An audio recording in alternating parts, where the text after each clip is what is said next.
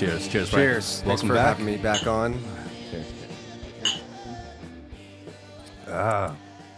Wait, so you drink like 5 glasses of whiskey? at your No, events? wine. Wine. Yeah, running all these events, I've inadvertently become a wine vendor or a wine merchant because I'm moving so much wine, right? And so it's just sitting there, and I have some drinks. Nice. We're talking about your events. You guys were talking about this idea of being like kind of like a control freak. I know. That's right. I feel the same way about the podcast because it's my own controlled environment and people come to me. But outside of that, I wouldn't feel so comfortable with it as well. Is that how you are? Like with your events, you have to be in control of every little thing, like a puppet master? Yeah, I think You got talking the mic. so the events look very, very spontaneous, and we allow for a lot of spontaneity. But in fact, the whole thing is, my network, and I've created the agenda. Yeah, it's a way of creating a social. Like if you don't like your social life, I always say you should start an event, because then you create the social life that you want to have. So I've said it before. I'm not much of a joiner. I don't really join anything, but I created something that other people join. So I become in control of my social life. So is that really at the bottom of China Crossroads? Is a social life for you? I think it's a way of an introvert finding a way to make an impact in the world. Because what I think, I'm going to get angry again. You see it coming? I think the world's run by extroverts, and I'm not happy about it. So much of life is, they're power holders, and you have to, get with the power holders and press them. So much is upward networking, right? And I don't think that's really the forte of introverts, right? So I think that by creating an event, I end up with some kind of, social power, you could say. You have a large network, and that can lead people to take you seriously. So I always say, you're an introvert, you don't like your social life, just start an event. It's a great way of starting things off. That's actually really interesting because I just did an episode with Dr. Stuart Desson. He's the founder of a psychometric assessment tool called Lumina Spark. He was saying that one of the biggest biases in society is the overvaluation of extroversion. Yeah. It's one of the most common biases you will see throughout, whether it's in the professional world, in the social world.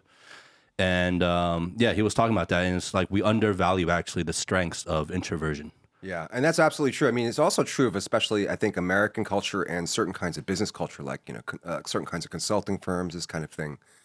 So maybe it's not totally universal, but that's what I've experienced. But I think what I said also has some kind of merit in that a lot of life really is upward networking, right? And introverts can do that too, but I just think that extroverts have a special way that's, it gives them advantages in life. But for an introvert, you have a huge social network. That's how'd that happen? How did it happen? Well, I was just saying, I mean, I guess I just know a lot of people, right? And so 1,000 people, and you're very picky about your friends, you'll still make at least 20 friends, right? So I see. Well, what about yourself? I mean, how do you score on the introversion extroversion scale? I'm pretty highly introverted. Okay. Yeah. Like people who don't know me as well might think I'm extroverted because I host a podcast. Right. But it's because I'm introverted. That's why I feel comfortable in a podcast format. Right. Like my podcast format. Yeah. Right. Yeah. It'd be different if I were to go on someone else's show. Right. I'd probably be pretty anxious about that. Right. Or right. to speak, in public.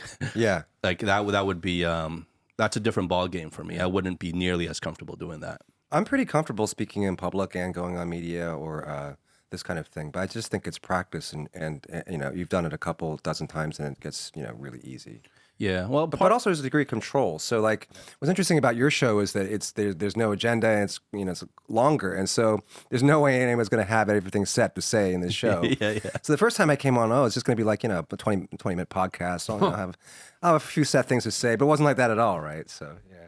Because if it's a short format thing, you can really, as an introvert, you can have that degree of control if you're the person being interviewed. Right? Yeah, we get some guests coming on who don't expect that, and before they come on, they're asking all these questions like, what's the topics? What are we going to talk about? What are the, where are the bullet points? Blah blah blah. They want to be very structured with it, and I just respond like, look, it's completely off the cuff. Like I don't even know what we're going to talk about until we start talking. Yeah, I don't know. Sometimes you get a lot of magic out of that too. Yeah. The what's on your mind these days, man? I mean, we're just talking about extrovert and introversion now. I had nothing on my mind till now. Now this is on my mind. But I really think it's not fair. I mean, it's just a matter of social justice that a certain kind of personality type can get more resources in the contemporary world. I think it's one of the forms of injustice we never think about, actually. I mean, we can't help if we're born a certain way. Uh, uh, yeah, I mean, why do more sociable people get more in life? I'm sure if you looked at the data, if there were statistics, that it would show that more sociable people are more successful or get more money and this kind of thing. And it's all because we have to get along in group life. So I run a one-person company. I actually don't have to be involved in group life too much. But in general, we're in organizations, and you have to be there and get along with everyone. And being sociable is the way that's traditionally done. So do you really just chop that up just to purely extroversion? Like, what is it about extroverted people? You think they just put themselves out there more, so hence get more opportunities in response to that? And introverted people are stereotypically just, I guess, more reserved and maybe more shy. I don't know if these are loaded words to begin with to describe introverted people. Well, I don't want to be too extreme, but it's a nuanced issue. There's a certain skill of getting what you want from other people, right? And you could call that manipulation. You could call that as social skills. I'm not sure. That's not exactly introversion, extroversion, but I think that extroverts just have more social comfort, right? So they're going to have an advantage in that particular kind of skill. You guys probably know. I mean, I think there's been a study done where babies, they looked at babies, and they had like a mobile above their cribs. And if the baby enjoyed the mobile and was, kind of laughing, smiling, that was highly correlated with extroversion. But if the baby was like crying and doesn't like new things, that was correlated with introversion. And that kind of makes sense. In other words, like people are just a stimuli, and extroverts just are happy with new stimuli, and introverts need to be in their comfort zone and get used to things. Why do you get sort of worked up when you think about this topic? Like when I mentioned social justice? Yeah. I mean, I think it's Right. like a very interesting like angle to take, but Right. isn't sort of any facet of someone, any characteristic that might lend itself to this person being able to be more successful, isn't that something that is part of life? Yeah, I just don't think it's if someone's smarter or harder working, I think it's a just situation if they're more successful. But I don't think it's just if you're more sociable. So that's actually my bias. I think you're absolutely correct. But I think this points to a difference between the way we think too, right? So I'll often think, well, the world is not right, and I'm fine. The world's not right. I don't have to change myself. The world's not right. Therefore, I'm going to complain it's unjust or it shouldn't be that way. And I'll try to change things in however I can, but not myself, the world. Well, so you have an aversion to changing yourself? I don't know. I mean, it's hard to say. I think, the way I've dealt with situations in the past is by changing the pond I swim in or changing the social situation I'm in. Do I have an aversion? I think it's hard. I think it's very hard to change yourself, right? So that makes it, often we don't want to do hard things. Mm-hmm. So it's more about efficiency. Yeah, for me, it's easier to change the external environment than the internal environment, right? Yeah. Maybe it's also like genuineness. Like I don't know. I just feel like I should be myself, and I don't want to be. A lot of what makes us unhappy is that we're always in situations where we have to be other people, right? I mean, when you're an adult, you have to do that, and I don't find myself in that situation too much, unless it's my own events, and I'm just so delighted. I'm happy to play that role. Mm-hmm. And that's the difference, by the way, between this and my events. Is I think I get a lot of energy from the fact that so many people have come. Right? I'm just like genuinely happy to see that people want to come. Right? Yeah. When you say the world's not right, are you talking more specifically about anything, or like what do you mean by the world's not right? I think the world's not right in any number of ways. When the standards that lead people to advance or become more successful or powerful, when they're not what I consider fair, that's what I meant by the world's not right. Mm-hmm. Yeah, I mean, this applies to, let's say, U.S.-China, too. I'm not taking a Chinese perspective, but certainly the argument would be that, China doesn't have the resources it deserves, and, given its capacities and its virtues, and we want to fix that. Right. Last time we spoke, was it right after the lockdown? Was it during the lockdown? No, it wasn't during the lockdown. Was it before or after the lockdown last time we spoke? I thought we spoke in exactly 1 year ago. Maybe it was exactly 2 years ago. Maybe it was 2022. Eric, you're better with memory. When was the last time we had Frank on? I thought it was exactly 1 year ago. Last year. Yeah. Okay, so it was right after But the it lockdown. seems like a different time, doesn't it? Like that was a post-lockdown period, and now I feel like we're way past the post-lockdown period. Yeah, so I'm Yeah. asking, like, especially with the events that you run, you know, for you at least, has it been for the better, for the worse? Like, is it more difficult, less difficult? Yeah, in the last year, I think things have gotten easier for me in terms of like the numbers coming, in terms of the revenue, but also, I mean, there's many signs of the government policy becoming friendlier so despite what all the foreign media says, and there's a lot of things going on in China, but in our little world here in Shanghai, the way the government treats foreigners and what they do, I see more tolerance and I see different data points for that, and that applies to what I'm doing as well. So I feel very good about that. What kind of tolerance are you talking about? Less monitoring, simple as that. Yeah, and Less tea. yeah, just less concern and more of a recognition. I mean, I think the bureaucracy has many, many wheels, and in terms of different speeds, so it's hard to generalize completely. But I've seen different wheels turn in the right direction. There's a realization, of course, that Shanghai needs to have FDI and foreigners stay here and come and like the place. China needs more exports for sure. Yeah. Partners abroad, and especially as the U.S. and China, are basically enemies now. It needs to have other partners, especially Europe. But I don't work on this full time as an analyst, of course, but that's what I see from my perspective. So Yeah. in the civil society space, I think things have gotten better in the last year. That's good to hear. Yeah, I mean, whenever it comes to issues of China, it almost feels like a very bifurcated landscape of opinion, right? Even on the same topics. And so I feel like half the time what I hear is more leaning towards like more of a doom and gloom, like, oh, they're cracking down more, and it's not as open as it used to be. And you hear a lot of that narrative as well. But then you also hear from people like you that no, it's actually, it seems to be trending in a more positive direction than they would have you, than a lot of media outlets would have you believe. Yeah. So it's hard to make sense of it all, right? It's a huge topic. I mean, it's subtle. Like if you asked me a year ago, I would say things are getting worse, and maybe I did say that a year ago. Now I think things are ticking up, but the last 5 years have been a period of tightening and closing. But what I often say is that China can be tightening to some extent while still being much more open than you think. We know that all these business people come here and they're surprised by how dynamic and how open it is compared to their impressions from the media. So it's just totally consistent for China to both be tightening and also be at a higher level of international openness than you had expected, right? Yeah. I mean, there's a famous like American China expert who was in Shanghai recently, and he was an alimentari on, I guess it's on Fulu, and he was just blown away. And I was like, wow, I mean, you work on China full time back in the U.S., but you didn't realize that we had this. I mean, what does that mean? That means there's imported cheeses and wines, and this place has been around for a long time, and there's a big constituency for these kinds of products and this kind of openness, actually. Yeah. But that's So now I'm talking like a talking head, right? So you're getting on but that's a kind the of thing a- I know about. there's a couple of things you mentioned. I'll start with the last piece first, which is, but that's a pretty low bar.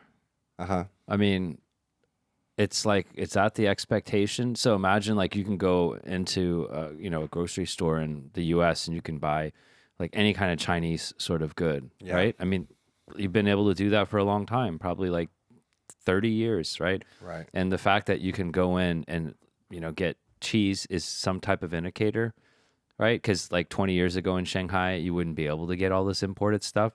It just shows you how low of a starting point, like how closed it actually was in the beginning. I mean, like fucking one of the most closed places in the entire world. And if that's the comparison point, and then if you look at the media, of course, it's like looking at the stock market, right? Have you seen like a stock where it's like, okay, the 5-day average, the 3-month average, the 6-month average. You can interpret that data any way you want it to. You could be like the stock is going down, it's going up, right? People who try to read the tea leaves there, I mean, they're foolish because you can look at any period of time, and if you zoom out or zoom in enough, you can tell any story that you sort of want to tell, right? So Because it's either always going up or going down. Yeah. And so if you think about like news, news is just trying to create some stickiness through, their algorithms and through these stories. All they're trying to do is create some type of stimulus so that you're going to look at it. So they're always going to choose a data point where it either dropped a lot or it improved a lot. No one's ever going to like zoom out and be like, oh, it hasn't really changed. That wouldn't sort of be news. Right. So I think like one is like, the bar just seems like super low for China sometimes, and it's meaningless. I suppose unless you live here, then it's like a nice thing that you can actually get like, foreign foods and all that shit. And then if you just look at the media and the news, it's like it's completely arbitrary the way they tell a story. And I mean, Nicholas Taleb talks a lot about this in Fooled by Randomness, right? Which is just like it's all nonsense. Well, I get you about the low bar thing, and you do make a good point about that. But to me, when Frank was telling his anecdote, to me it also what really highlighted for me was actually the low bar of assumption for a lot of people who are maybe China experts, right? Absolutely. So he's like a China expert, but he's working predominantly out of the States, and so this China expert is coming in to China. And even just being what we would consider just normal everyday life at a restaurant here, that is like blowing his mind, is just highlighting the low bar of assumption. And I think the lack of understanding and awareness of really what it is on the ground, like the reality. 100%. Like that's the crazy. Yeah, and there were Yeah. two things there, right? So that second comment I made was more just about the news cycle and the stuff that you see in the news cycle. That's just bullshit, right? Because like they could just tell whatever the story they want. In terms of the foreign expert, I mean, and I think this speaks to something we've talked a lot about the show. Lem Moy, back in the day, like talked about this, and He passed away, actually. Yeah. Oh Yeah. shit! Yeah, I didn't tell you he passed away. Yeah. No, We had one of our earlier guests. and I never met him because A really cool guy. I actually, because you did it like online. Oh, that's really sad. Yeah. No, go ahead. Go ahead. Moment of silence. I mean, I only heard his voice, but he spent time in Houston, Texas. Seemed like a really, really thoughtful man. Yeah. He was. Cheers to him. But I think the second piece is the lack of transparency, right? And I think you can look at that on both sides. So one is the low bar that you talked about of people outside looking in because of the negativity bias, right? And that's just how a lot of times our minds work. If we can't see something, we're going to assume the worst. And that's just bias, right? That's kind of programmed into us because we have the sort of the lean towards identifying negative things. That's just how we're wired, right? Because if everything was positive, we would have been eaten up. And at the same time, I don't think that China's necessarily done itself a favor because, it's still very closed in certain ways, right? Yeah. There's a great firewall. There's all this stuff. So then when you look at foreigners who don't have a full picture, can you really blame them? So I think it's two-sided, right? And so when you look at these things like, is it really the victim? Should it really get a fairer shot? I do think, the U.S. is probably a bully in a lot of ways. And I don't think China helps its own cause. And it's a combination of those two things. Yeah, I mean, there's definitely the cognitive bias in America now because everybody's closing ranks against China. So all of his colleagues are saying, there's a lot of consensus against China. So he's going to go into that thinking that it's a closed place. I mean, Cam was saying, Cameron Johnson, who's going to be on another show of ours, he said that was 2016? Like that started happening even before Trump came. Trump won, right? Yeah, for sure. Way before Trump. It's been about 10 years, right? Yeah. At least. Yeah. But I just think it's astounding still if your career is based on analyzing China, but you don't have that kind of ground feel. And it's not just what the goods you can purchase or buy at that store, but just the whole feel, like the whole vibe. Yeah. Much more international than he would Well, he couldn't come. Yeah, but I think this is a big question. But I think to understand any place like China, any country, you have to have a lot of data points, right? And some of those data points have nothing to do with like the actual thing you're studying. Let's say it's Chinese politics or economy, and just to have a big feel, talk to a lot of people. Speaking Chinese is very helpful.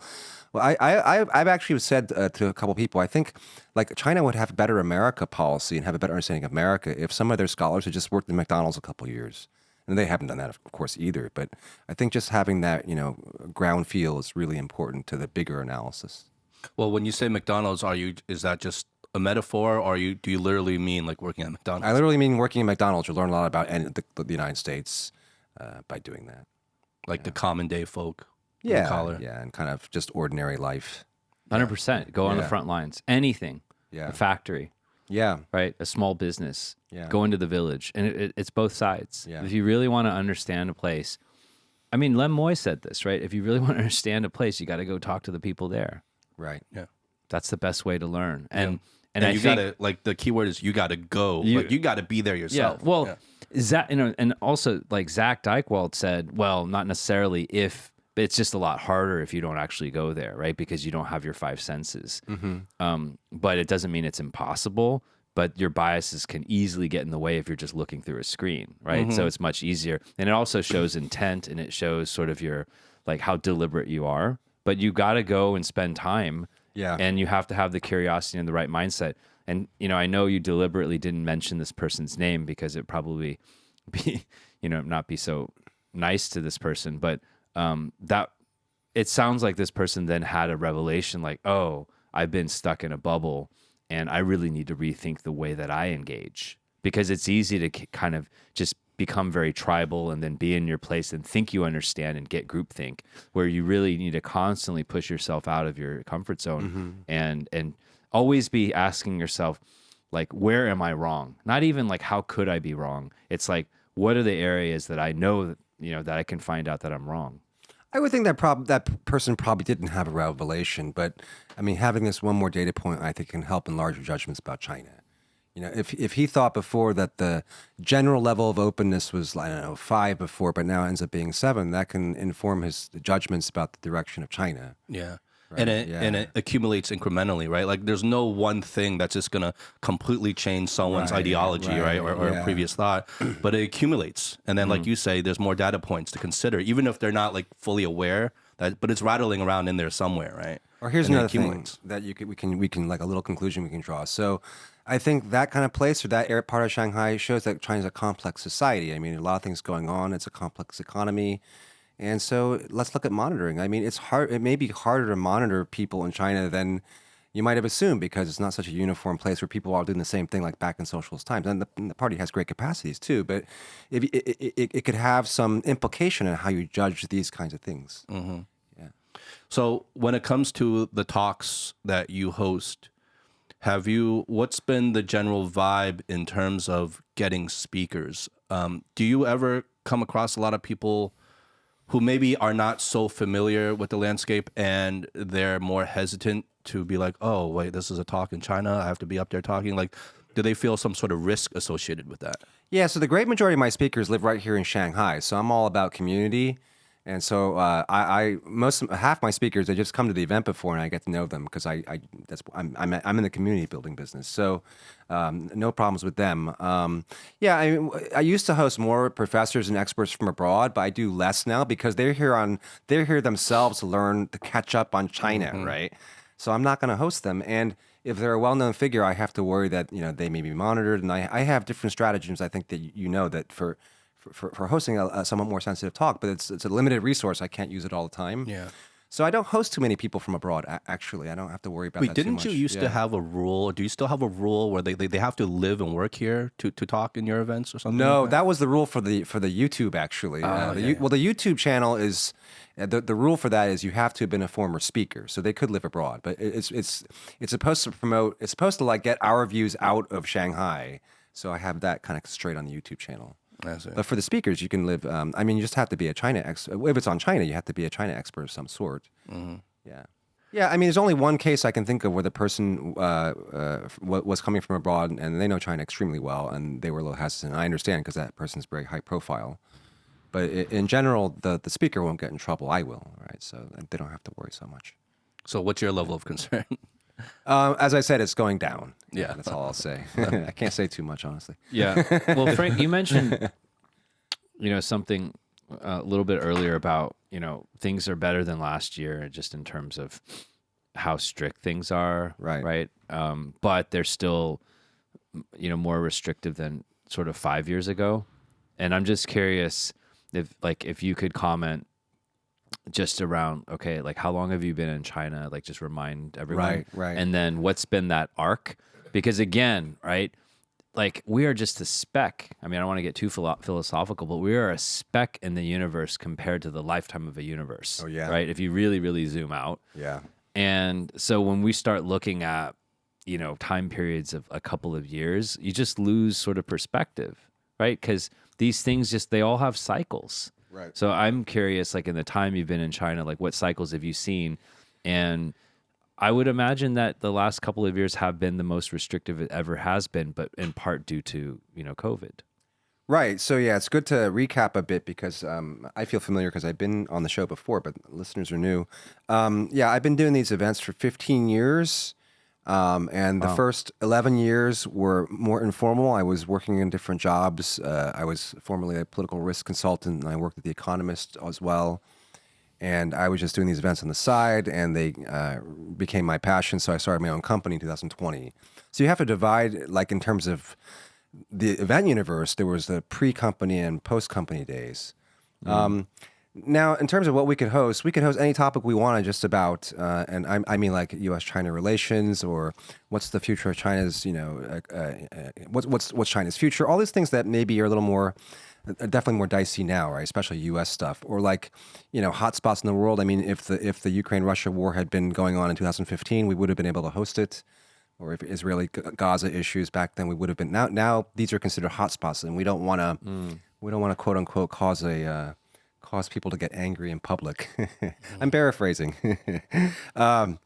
So what I take away from that is that it's great, and it also shows that there was a great degree of tolerance by this government at that time. Because, you know, at the same time period, let's say 2018 in Beijing, it was a bit tighter actually, right? So, and then there are a couple other, you know, kind of, you know, watersheds. Of course, during zero COVID, you know, things were tighter in terms of actually, you know, gathering people together. I was still able to do 130 events, by the way, in person during zero COVID, but, you know, there were venue restrictions sometimes on the number of people. And of course, the state just extended its reach, right? But in terms of my operations, I didn't see too much effect, honestly, in terms of, you know, what the state cared about.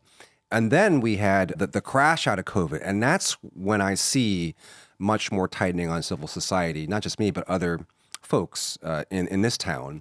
And you can easily understand why, because there was actual social unrest in Shanghai. And the way this government thinks about things is, you know, when these things happen, it must be because some foreign power has caused it to happen, right? There's no spontaneous social movement. It's that an enemy government, let's say the United States of America, is seeding this discontent and actually perhaps manipulating facts on the ground. Like provocateurs. The way, you know, America's been accused of doing, let's say, in Ukraine and Maidan in 2014. And so they want to eliminate that possibility. You know, the kind of tightening I'm talking about is not unlike the Halloween issue. Like, Yeah, I was just about to Halloween, bring that. and the year before that it was more, right? So, you know, what could happen in public, and could that lead to some kind of unrest?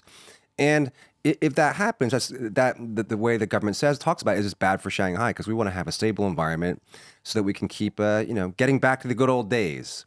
So ironically, you know, we want to control a bit more so we can have the stability to get back to the good old days, global Shanghai, partly because if things get out of hand, who's going to come down on us again? It's going to be Beijing, right? So we want to stay within the bounds and get back to the old days. Yeah. Like, without going too deep on this fairly, you know, like a sensitive topic, but I am curious because, you know, you've studied lots of different things, probably, I'm assuming, historically and stuff. Is this new, though? Like, if you just look at governments in general over the last millennium, you know, I mean, is it new that governments would use different levers to mitigate or to prevent unrest? I mean, that seems just like any government would do that, like, no matter what, right? And in fact, the further you go back, the less stable governments are in general, I would assume, right? Like, probably these days governments are more stable than they've ever been. Yeah. I'm just curious, like, historically, do you have a perspective? Have you ever studied that? Yeah, I mean, governments, especially, you know, more tighter, more closed governments, don't want to have out of control social movements and unrest, for sure. And that's been true of history throughout history. What's changed is the means available both to the organizers and to the government, right? So now it's social media. I mean, you know, in the past it was the mass media, this kind of thing. So you're able to, like, there was no totalitarian government, pre 19th century because the government simply didn't have the means to control the population. Now it has the means, and so that's what's really changed. What about like colonialism, right? So because I imagine that would be like hotbeds for unrest. And if you go back a couple hundred years, like the British Empire, like Dutch, Spanish, etc., like how much do you know, or is there anything color you could share just around like the techniques that they used in the places that they were occupying? Yeah, I have to say I'm not an expert on that. I'm sure it would vary, across all these different countries. Yeah.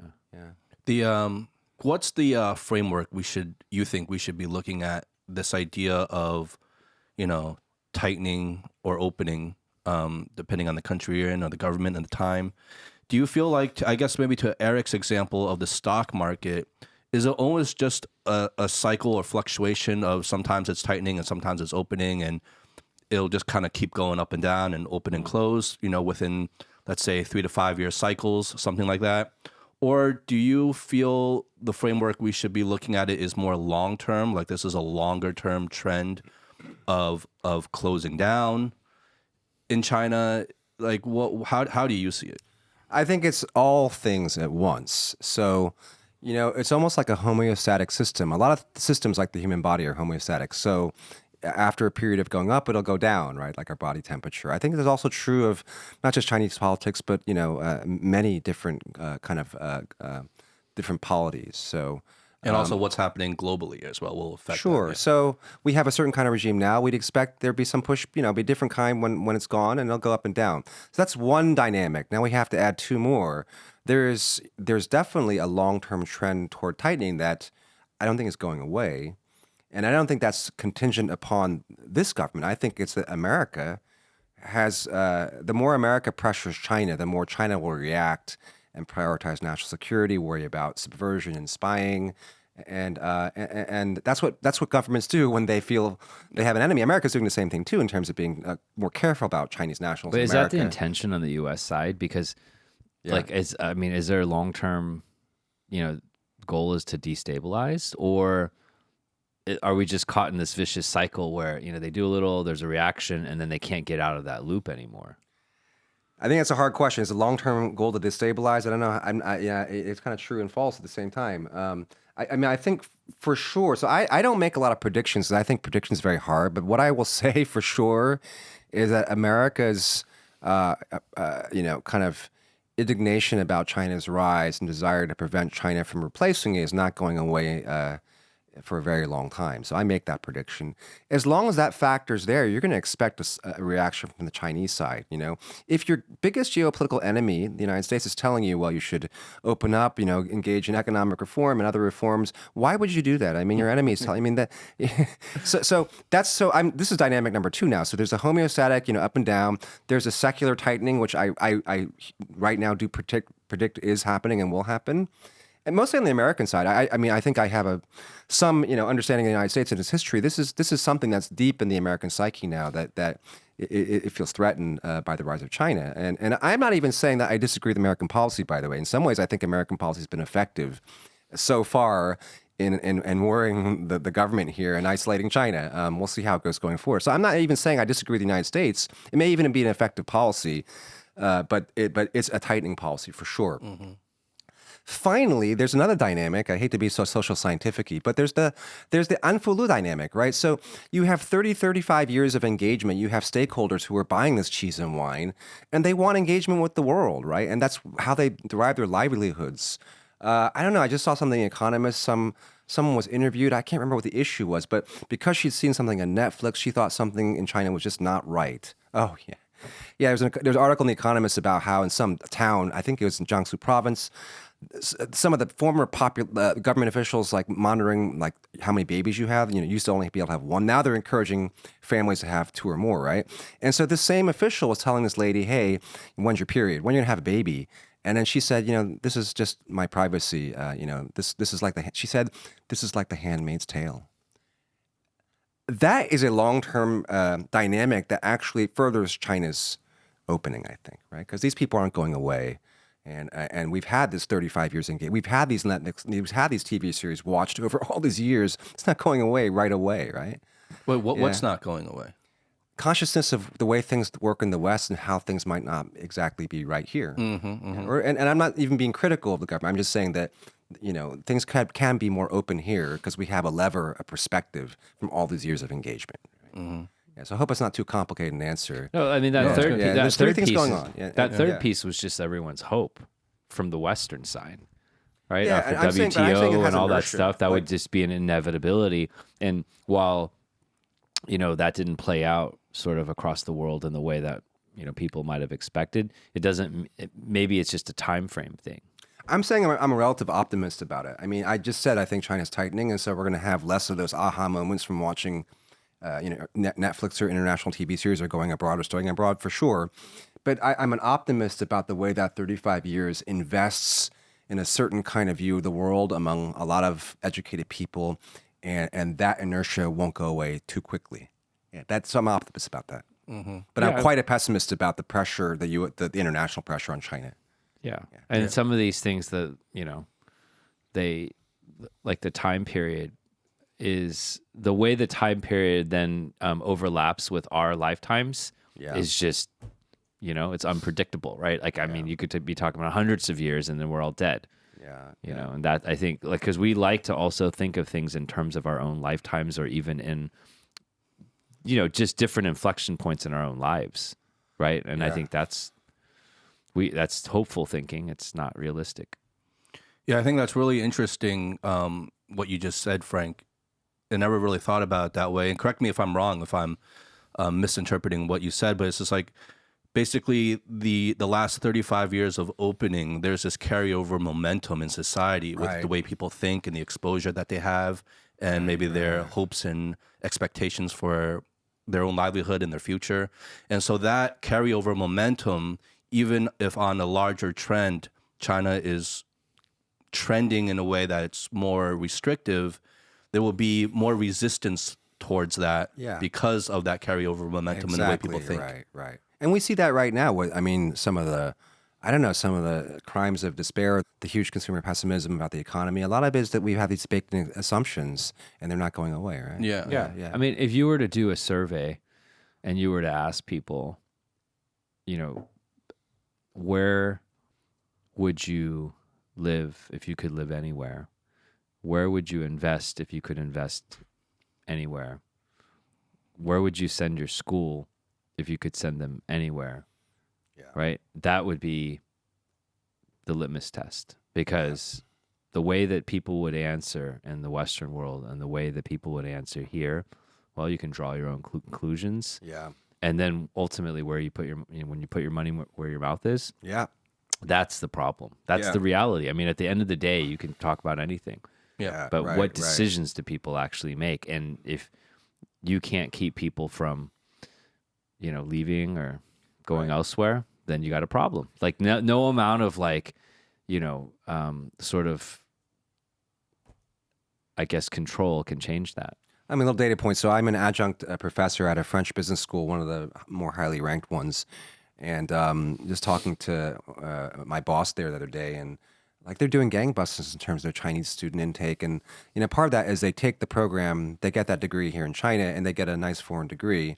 And he said, well, we're trying to do this in Vietnam and various other countries, and it just never works. Like, China is the golden goose, and, it never stops laying that egg because there's so many people who want that. And this is not even the U.S. or Britain. This is France. And he even said we'd never do this in the U.S. because basically who wants to have a French business degree? We're in the U.S., right?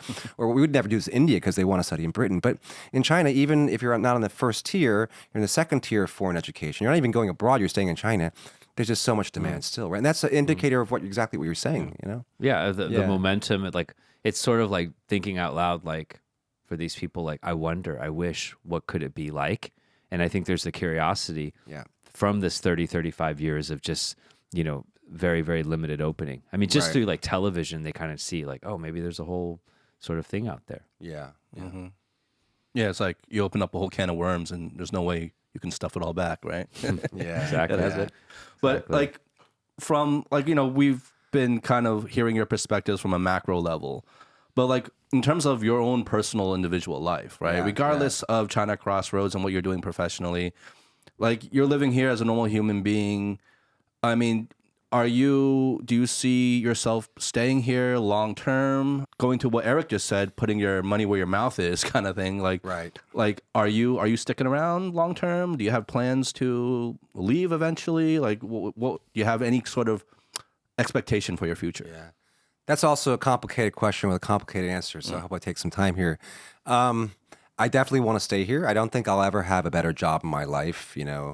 I make all the decisions in my life, and I can do whatever I want with these events. I think I'm more gratified by the role I'm playing, and what I'm doing basically is creating a community literally at the crossroads of China and the West. Right, it's a lot of foreigners here, but also Chinese nationals and returnees here. So that's what gratifies me in creating this interface between China and the world. But also as there have been fewer events and also fewer China experts coming to China, I think that this role of mine has become a little more important in the world. So I don't know, I was just in Frankfurt giving a talk and went to Europe. I went to DC about a month ago as well. And I think because I'm on the ground here, I think my views are a little more valued. And if I leave China, I'm not going to have that, right? Because this is the source of all the insights. So in that sense, I'm really happy to be here. If you'd asked me a year ago, I'd be more worried. I'd be worried about how sustainable this is. I'd be worried about the direction of government policy. So again, optimism in the short term, but I think in the next 10 years, even 5, all 3 of us have to have a plan for exit. Just as a former risk consultant, we must, because we don't know what's going to happen with the Trump administration or with U.S.-China general policy. And it'd be nice if we're Germans, but we're not. We're American nationals, and that makes a difference. Well, I think like there's sensitivity in terms of like what passport you hold for sure, right? What passport you hold can completely change the equation 100%, right? And then second of all, depending on that passport, wherever you are, you should have some type of backup plan. So if you are in the U.S., what would your backup plan be? And if you are in China or wherever it is, like what's your backup plan going to be? We don't need a backup plan in the U.S. because we're Americans. So then maybe I'm expressing a political position now, but it's the fact that we don't have a right to live. We don't have a right to live in China. We're here as China's guests, and if China doesn't want us here, we can be kicked out very easily, right? But I hear this conversation happening more and more now in America with the current, situation there. A lot of people are thinking about, oh wait, do I really want to be here? Clearly, this is, I think, people who are more anti-Trump, right? Right. And they're very unhappy with the results of the election, and they're asking themselves, "Oh, like, do I have a backup plan? Like, where else would I live?" Right? And so I find that conversation, whereas it would never really happen before, is starting to happen now with a sizable amount of people. Yeah, I think about that too. If I ever leave China, I think Trump being president makes me less happy about living in the U.S., but it's not because I fear political persecution or that I won't be able to have enjoy certain privileges or rights I otherwise would. It's just that I think it might not be as good a place to live in terms of the general atmosphere, right?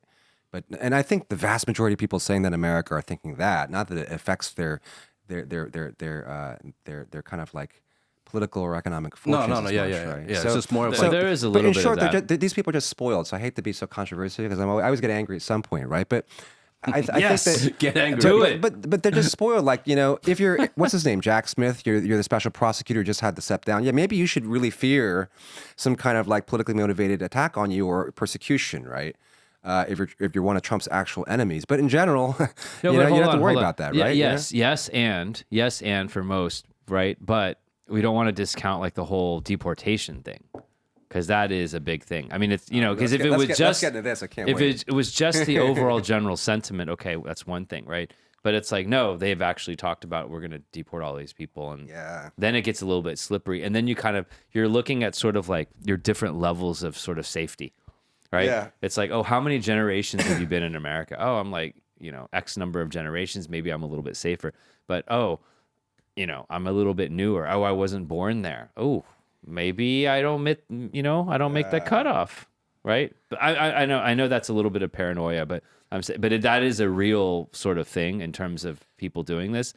And I wonder, right, in recent history, has there ever been that sentiment? And the only thing I can think of is like, if you go back really, really, really far back in the day, maybe like after the, sort of the American Revolutionary War and all that stuff, like people would go to Europe for a period of time. Like Benjamin Franklin did go to Europe, right? There would be times where it'd be like, oh shit, like things aren't going to really work out here in the US. I go overseas until things kind of like blow over. But I am curious, in recent history, has that happened? Vietnam War, for instance, some of these things where people were really, really disgruntled and pissed off. Because I think history my sense is that it just repeats itself in many, many times, even within one lifetime. It's just that we have short memories and we have limited, puny human minds. So we're not experts in all these different areas, I'd love to ask ChatGPT this question because it seems like ChatGPT. Well, we got Frank here. Let's just ask yeah, him. exactly. It's my second appearance, so I'll just be even more frank than I was last time, Frank. But I don't know. I mean, I have a certain kind of ABC view on things, and maybe I'm gonna be pegged on the right now. But I just think that being a citizen really matters, and so let's worry about that if it comes to it. Of course, there were the internments of Japanese in World War II. That's the thing we have to worry about. There's an actual conflict with China, right? That's more about conflict with China though than Trump's immigrant policy. So, I mean, he has a number of, let's say, very right-wing, crazy Chinese Americans, I think, among his advisors. You gotta just love those. He's got Chinese Vivek. He's got Vivek. I mean, so I don't think Vivek's getting deported anytime soon. Those are right? the people like in the Bruce Lee movies, though. So the question is, if all these non-Americans get deported, does that affect us at all? And I have to say, I don't think it does one bit, actually. So, but not us, right? Yeah. I'm not. I wasn't speaking on Yeah. in terms of my own personal. I was just speaking sort of the overall sentiment. Like I could understand why there would be people that are concerned. Yeah, they're just like so non-Americans in America, just like us in China. So they live in America at the through the graces of the U.S. government, and they can be deported. Yeah. So I'm sounding very right wing now, but it's a big difference, and there's no way all can be deported either. But citizenship matters. So, yeah, Well, and then right. and you bring up a really good point, and I think the point here is that how many people are in China illegally? Probably like orders of magnitude less than in the U.S. because you cannot be here if you don't have a freaking visa. But at the same time, right. I think you would also be surprised about the number of people that are here illegally. Huh. I think you would be like I would Less than America. No, less than America. I would agree with that. But I think even the number that we are given would still be surprising, even though it's less than America. Yeah. Yeah. I have a little anecdote about this. I'm not an expert on this, but in 2021, the kind of like visa kind of like agency / incubator that I was with was actually shut down by the government because some of their consultants were, making up fake stuff for their clients. The clients were actually just, teaching English to kids, but they said they were, marketing consultants. So I saw a tiny bit of this actual enforcement of the immigration policy by China, like actually doing things they're supposed to do anyway, and kicking out some foreigners who were just here on false pretenses. Yeah. I think I love this type of conversation where to help us gain perspective, we take a situation that might be analogous on both sides and then just kind of like cross-check it, right? Because a lot of times we're very emotional. So like you hear something and then immediately you jump to some conclusion based on, it could be a bias, it just could be some kind of perception. And then when you do this sort of like swapping of places and say, okay, well, what would the analogous situation be like in China? Yeah. And then it gives you a lot more perspective. You can be a lot more objective. Yeah, no, I love doing that too because it seems more, like you said, it's more of an objective and more of a fair and accurate way to actually look at things and then come to a certain conclusion or judgment about it, right? And I think to me, like the most obvious ones that Frank, you touched on already before was, when we're comparing national security threats, right? And I think at least for us and I guess maybe the media that I'm exposed to because of my Western background, most of the narrative, well, not even most, like all the narrative is always America's national security concerns, right? When in regards to U.S.-China relations, there's always some sort of national security reason or excuse, whatever you want to feel about it. Yeah. The way, but they always invoke the idea of national security when it comes to China. But you never really hear the other side where it's like, well, China also has their national security concerns too. And that narrative is usually, at least in the circles that we run in, is rarely mentioned. Frank, why? Okay, Sure, get why back to is that? yeah. Why is this thing this narrative Justin's talking about, where it seems like if you frame something, well, first of all, in the U.S., you typically hear people framing certain situations as a national security risk. That's just a very common thing, right? So first of all, why is that seemingly so common, and why is it so effective in the U.S.? Are there elements of the U.S.'s history that that make that true, right? Because if anything, like China should be the one scared because it got the shit kicked out of it many, many, many times, and the U.S. hasn't really. Well, also the U.S. is the most powerful country in the world. Yeah, so why is the most powerful country always talking about like we got security risks? Yeah, I mean, this is two different levels. So in the policy realm, the kind of macro realm, yeah, whenever you make something about national security, it's more marketable, right? I mean, you get people to listen.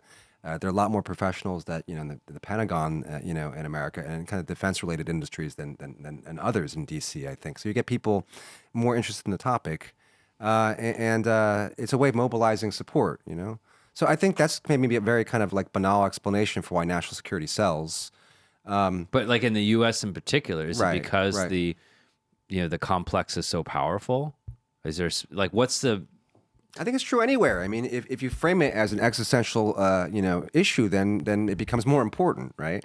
So let's say you're some, kind of average, China policy researcher. Maybe you'll get more attention if you frame it in terms of national security as opposed to something else, right?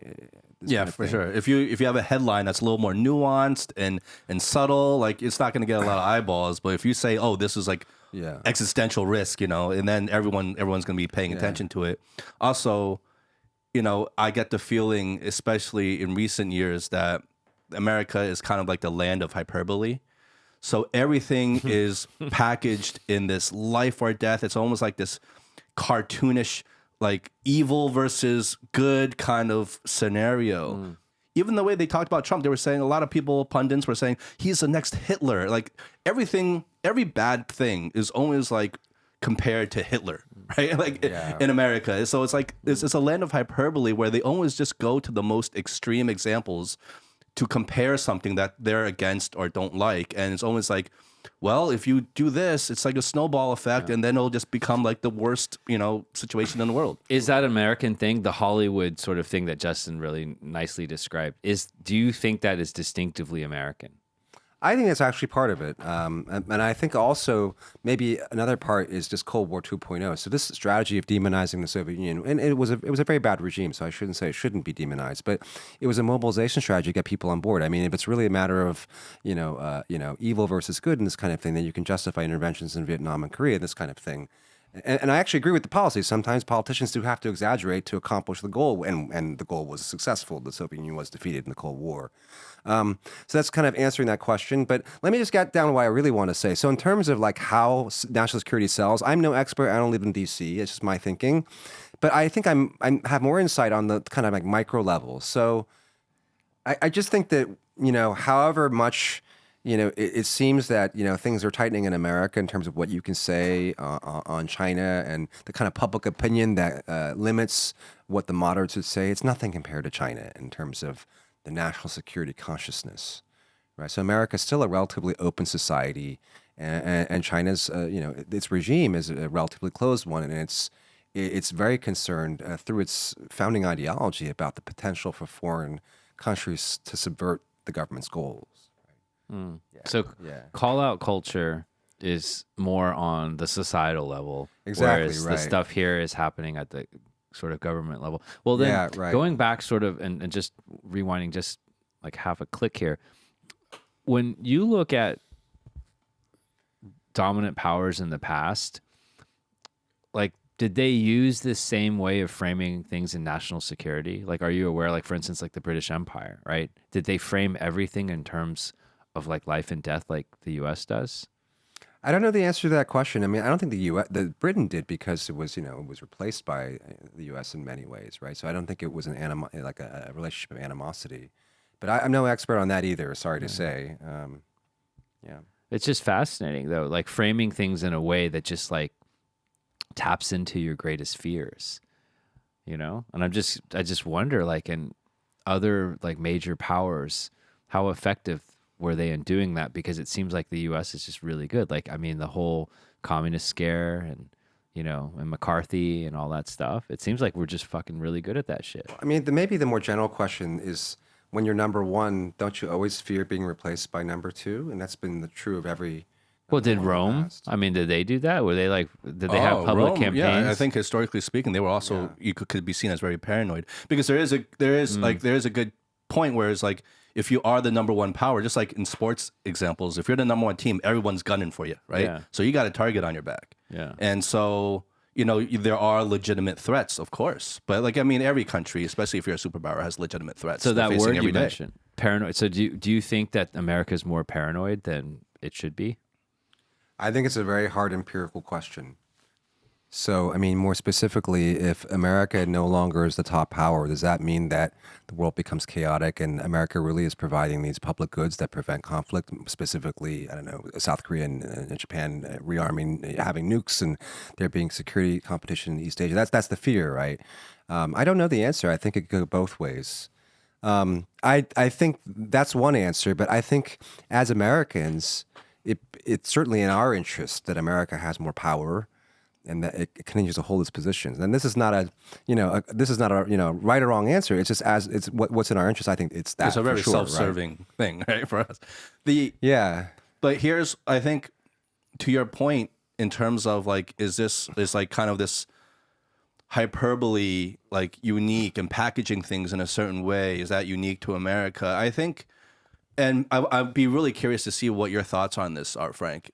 But I get the feeling that it's because America is a democracy, right? So politicians and stakeholders, for the most part, need the buy-in of the people Right, a lot exactly, more yeah. than the government here needs necessarily the buy-in of the Exactly. people on like a shorter cycle, right? Obviously, on the long term, government here definitely needs the buy-in of people to sustain itself and to stay in power.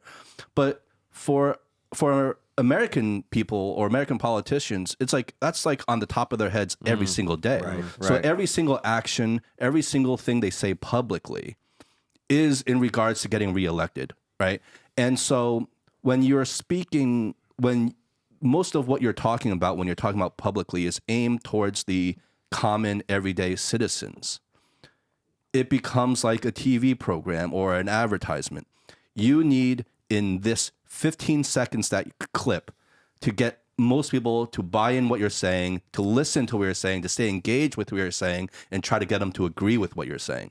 So you're going to speak in hyperbole because that's, as humans, that's what we've been, conditioned to pay attention to now. Right. Let me jump in and I want to hear Frank's what you say, and I want to connect this to a thread of conversation that we've had in the last couple episodes, right? Like we've talked about high context and low context. Yeah. So I'm wondering, right, if because we're such a low context culture, that this is like, is there a surprise, or is it kind of strange that that the U.S. invented a lot of this stuff, like the social media, right?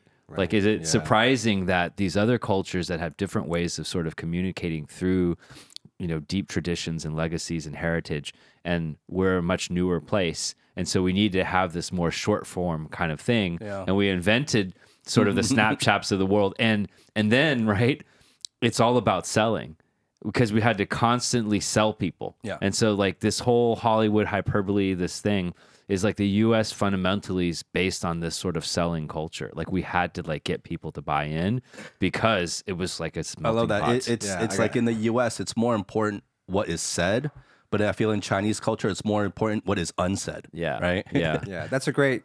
I was actually just teaching this yesterday. I teach a class on sociology of organizations of all things. So I actually didn't, but anyway, I got to jump into many things here. But I wonder if the causality is opposite from what you say. It sounds like a technical issue, but I don't think it is. So I think America became a low context society because of certain historical reasons, like the fact that we had a frontier, that we had diverse groups of people going to America.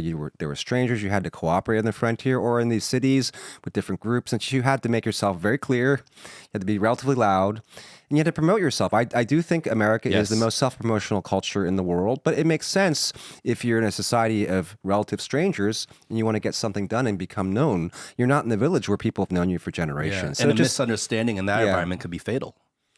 Yeah, exactly, right. So I think that actually helps form an American character that is more talkative, loquacious, self-promotional, and low context. And you hate Right? that.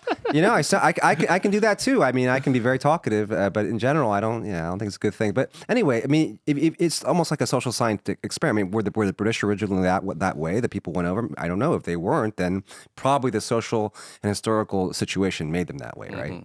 Something Right, like it's a that. chicken and egg. But no, I very much agree what you were right. saying, because we've talked about this, which, you know, the frontier, and I can't even remember if we talked about this in our last show, Yeah. but it's certainly come up on the show, which is that you have diverse cultures. They didn't have sort of like hundreds of years, thousands of years of context. Land of immigrants, right? Exactly. Yeah. And so they had to, that's the reason why low context, the culture sort of developed. Yeah. And then, right, did that sort of then maybe kind of help create the whole social media, the way that we actually do things, right? And it amplified that. You know what I'm saying? Yeah. Or let's say the advertising industry. The advertising industry 100 years ago. Yeah, was like kinda- Hollywood, it's all like a sort of a Hollywood, right. hyperbole, less nuance. So then when we look culturally, let's say the last 100 years, was that then like kind of an amplification, right? A snowball effect of the low context culture, and then it sort of fed on itself. Yeah, And then right. that created certain types of innovation.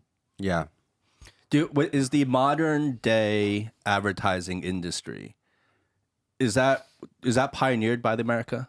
Like, were they like the pioneers of what we consider modern day ads in the market and the industry? I believe so. I'm not an expert, but I mean, America had the first kind of like industrial modern mass market, you know, in the early 20th century. Yeah, that makes sense. Yeah. I read about this, and you know, I mean, just very, very peripherally, but like back in the 20s and the 30s, I read about people. I was studying salespeople, and there was a guy named Elmer Wheeler, and he had like a laboratory of just like 2 or 3 people. And Elmer's glue? No, different one. Elmer Wheeler, and like he worked with these large organizations, and they would come up with thousands of different versions of like a 5-word phrase. Yeah. And it's like it's not the steak that sells; it's the sizzle. And so, Yeah. like, it's very interesting. Like, again, this connection potentially to the low context culture, Right. right? And did this exist in sort of other forms in other places? I don't know, but you can directly reference over about 100 years ago in the U.S. this kind of stuff happening. Yeah. Like this whole sales technique, like you know, you go in for like a car or oil change, and he would literally sell these phrases to these large corporations. You know, tens of thousands of dollars, Yeah. just to buy that one line. Like, like, you know, And by the time the 50s rolled around, you had Mad Men, right? Mad Men, exactly. Yeah, like I'm the actually golden watching age. that these days too again for the third time. It's fascinating stuff. Mad Men. Yeah. Yeah. I just bought because you know what, it went on sale, on you know, one of the iTunes. platform. Yeah, iTunes, $19.99, buddy. A lot cheaper on Amazon anyway.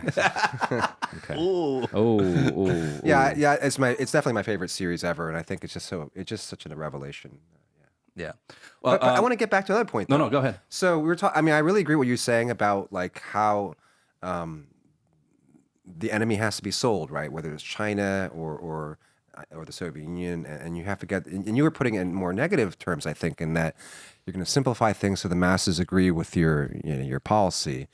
But I would just say, what choice do we have? Would you rather have some small elite making foreign policy? It's better to have the buy-in of the people.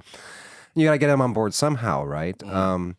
So, I mean, the Cold War is a case study of this. So, there was a lot of saying that the Soviet Union was an evil empire in the Reagan era, or undue fears of the Soviets, invading Western Europe or taking over the world. The domino theory, one reason why I went to Vietnam. Yeah. A lot of distortions. But then, what would you prefer? That the Cold War was a less extreme affair, but executed by a small elite in DC. I'd prefer the people be involved, right? Yeah. So it's hard to say what's better in some ways, Right? Yeah, no, for sure. There's a Yeah. nuance there, absolutely. I think my point was just that when us as normal everyday citizens, right, and we're not in behind closed doors in the rooms where these high level decisions are being made, but often we come to certain judgments and conclusions, and it shapes the way we feel and even emotionally, right? And how everything is so, let's say, polarized and divided in America right now.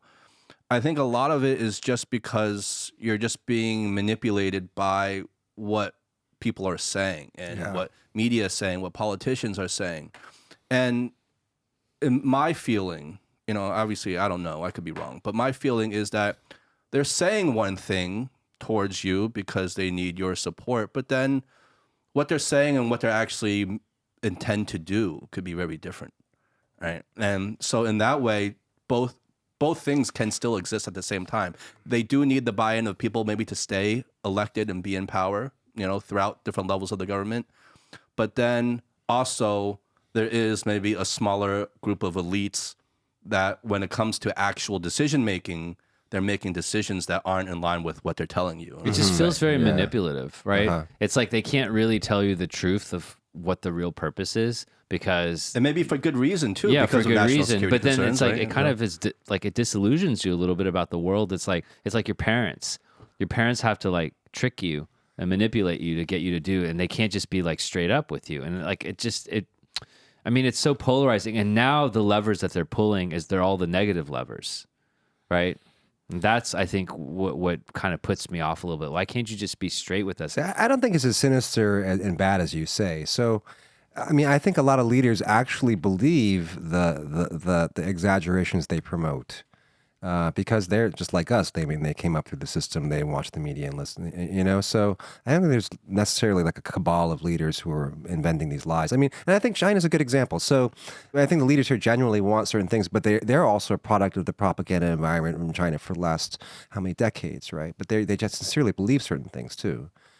That's true. Yeah. That's a good point. That's true. Yeah. What was I going to say? But so you're absolutely right about the way things get exaggerated. And one dynamic is when things are polarized, right? And so, we invent these narratives just to defeat the other guy. But the interesting thing is that in China, there's not this polarization, right? There's actual genuine consensus on both sides that China is now America's greatest threat. So I don't see as much politics, in terms of the China policy of the U.S. It's actually less politicized, even though it's rather extreme. Yeah, That's because it's more, interesting. like you said, more consensus, more agreement. It's Yeah. It's the only thing that's bipartisan that both parties agree on almost every single time is anything that's anti-China. Yeah, so I've said before, I think it's a great thing in some ways, even though it may not be a great policy. At least we agree on something. I mean, what would you prefer, that America's also divided on this? Yeah. So, One more thing. It's kind of like life. Like sometimes you have to choose a direction. You can't just vacillate on something so important. Maybe. It's also bad to make mistakes for sure, but I think I prefer some consensus on China, at least this one, than total chaos. No, right? I mean, yeah. On our Ukraine-Russia policy now, it's crazy. I think Yeah. Yeah. Now it's really crazy. Whereas it wasn't when it first started, and then I think as maybe more and more narratives are put out there and more information is out there, and especially I think people are getting just tired of they don't really see any positive results coming from this long term. But I want to go back to your point about that, in terms of in the States, this kind of bipartisan agreement of things that are anti-China is, just one less thing to be divided about over there. Yeah. I can totally understand that point. But I think I'll speak for myself. For me, from a self-serving perspective of me actually living in China, I wish actually it was more of a divisive topic over there, because the last thing that I want, and what sometimes keeps me up a little bit, is that there is a non-zero chance that there will be escalation of real conflict between these two countries. Right. I mean, that's just terrible globally, right? Yeah. So that's like game over kind of scenario. Yeah. And so I don't know what the percentages of likelihood of that actually happening. You have people who think it's very, very unlikely to happen given all the dependencies that these two countries have. You have some people who think otherwise. And so I don't know. But I just whatever that chance, however small that chance might be, I want to minimize it even further. Right. Because especially now I have a kid in the world. I'm looking towards the yeah. future. And that scenario is the worst case scenario for me. It's a nightmare scenario. And I don't know, what I would do if that happened, right? Yeah, I mean, I have to be honest. Just like you, I want to be here. I have a lot of things going on here. So yeah, in that sense, it's definitely in my interest to have a more conciliatory policy toward China. So before I was speaking what's good for the U.S., but it's not always the same as what's good for me, right? Yeah. But who benefits from any kind of conflict? Honestly. I don't know. I don't think people have to necessarily benefit. I think often conflicts are about dignity and pride, and we do things for those reasons. Yeah. But I just Yeah. feel like there's a proximity sort of element to this. So that if you're making decisions, but the sort of the collateral damage is far away from you, right? Then you don't feel it as much. And then you can be a lot more aggressive, right? It's like if there's like a big ass dude sitting over there, you can talk a lot of shit, but if he's right in front of your face, probably not going to talk because shit. you to don't him. have a horse in the race, right? And when you have a horse in the race, Yeah. you have stakes, then Right. you care about But those issues also more. just like if that fight is on your doorstep, like if it's actually going to happen on your soil, you're going to make very, very, very different decisions than if it's like, half the world away. Absolutely right, which is why America's not clear on its own policy. It's just so abstract for people. Yeah. And I have a specific thing I want to say, which is the danger of Trump is that just in his thinking since the 80s, okay, he's not a guy who cares about allies or the emotive or normative aspects of international relations, like, I don't know, democracies and that kind of thing, So, I mean, even in 1984, he was saying the Germans, they're hitting us with all these cars and they're so unfair, and why they're our allies. He's been saying that for 40 years. America has a ton of allies, and these allies are a force multiplier for American power. So to weaken the alliance system, kind of ipso facto weakens America, and that's what he does. And it's very concrete. When that conflict comes, America's going to go begging to Germany, saying, "You got to sanction China. You got to get BMW and VW out of here." And we want Germany to listen in that case. And so America needs these allies for a lot of reasons Trump doesn't seem to understand, right? So are you saying Trump's tendency to be more protectionist and his more protectionist, I guess, rhetoric? Oh, that's a whole other can of worms, which also weakens America. I mean, But you can make the argument that that protectionist attitude alienates the allies in other countries, right? I wasn't saying that. That's also true. But even if he was a total free trader, this would still be true, right? Because he's been insulting the allies. Well, he's been telling Europe, he's been saying things I won't, I don't think NATO, he says I may not defend certain countries in NATO. He's skeptical of NATO, this kind of thing. He tells South Korea to pay up. He's telling everybody to pay up. So this mercenary kind of like gang member, gang boss attitude. So even if it was a total free trader, it'd be true. But the free trade, of course, the trade angle is awful as well, because he's actually wants to sanction our allies. It seems more than he does China, because at least right now it's 25% for Canada and Mexico, right? Well, what will the impact be? I mean, what do people forecast the impact will be? Because he's got 4 more. He's got not 4 more, but he's got 4 years. Right. Do people just sort of like, okay, we'll take the gut punch and then we'll move on and things will get better because there's sort of a homeostatic. You mean among the American allies, or? Yeah. I don't know. I think he's so uncertain that no one knows. And I don't think they know. I don't think they're not sure what's going to happen. They may be wishing for the best. I mean, like on Ukraine, they may be wishing for the best, like he's not going to come to an immediate settlement and he'll think about, Europe and Ukraine's interests, whatever.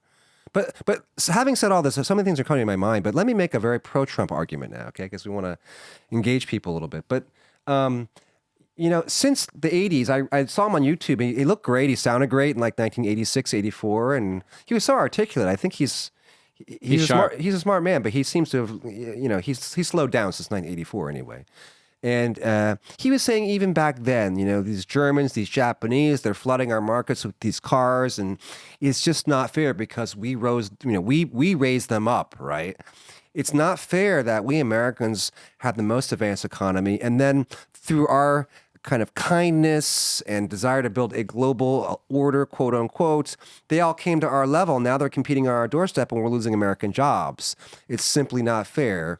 This alliance system raised other people up a lot and us a little. That's, I think, his entire, and there's certainly an emotional, there's even a certain empirical logic to that, right? Mm-hmm. And so why should America be involved in the world after all? Maybe it was just all the propaganda of all the internationalists from FDR on who wanted all these bases everywhere and said that we benefited. But Donald Trump say we do not benefit, right? And it's a long tradition in America. For the first 150 years, we were isolationist.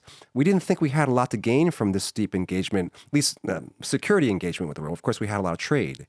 And so he's just going back to American traditions. And you can see a certain logic there. No, for sure. If you're an American citizen in America, there is definitely a certain logic you can follow there that makes sense, right? And because what do you care about what's happening outside your borders, right? As long as domestically things are good for you. Yeah. Yeah. And I mean, there's obviously a debate whether it will ultimately be good for you, that approach, but you know, it's there nonetheless.